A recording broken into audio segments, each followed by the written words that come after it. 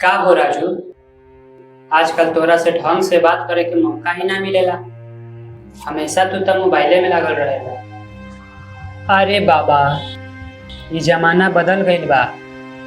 यहाँ मोबाइल से कामो होला और मनोरंजन भी होला। बाकी भैया तू आजकल परिवार के साथ बहुत कम समय बितावत रहा। अरे भाई, इतना भी का फर्क पड़ेला? फर्क पड़ेला बेटा।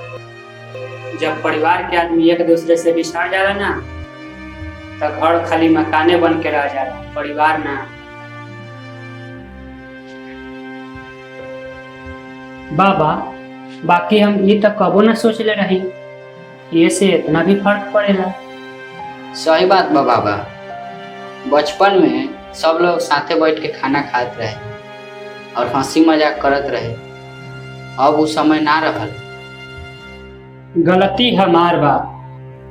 हम मोबाइल और काम में इतना व्यस्त हो गए रही कि अपना परिवार खातिर तनिको समय ना निकाल पाए। गलती मान लेवे वाला आदमी सबसे बड़ा होखेला। आज से हम कुछ पल अपना काम में बिताएं और खाना खाते समय मोबाइल ना चले। आज से हर रविवार के दिन हमने पूरा परिवार कहीं घूमे चले के, ना तो सब परिवार घर में मिल के एंजॉय कर ले। बेटा, पैसा कमाइल जरूरी बा, मोबाइल देखल भी जरूरी बा, बाकी परिवार खातिर समय निकालल सबसे ज्यादा जरूरी बा। आज हम बानी, कल केकरा का होई केहू नहीं खे जाता। सही बात बा बाबा।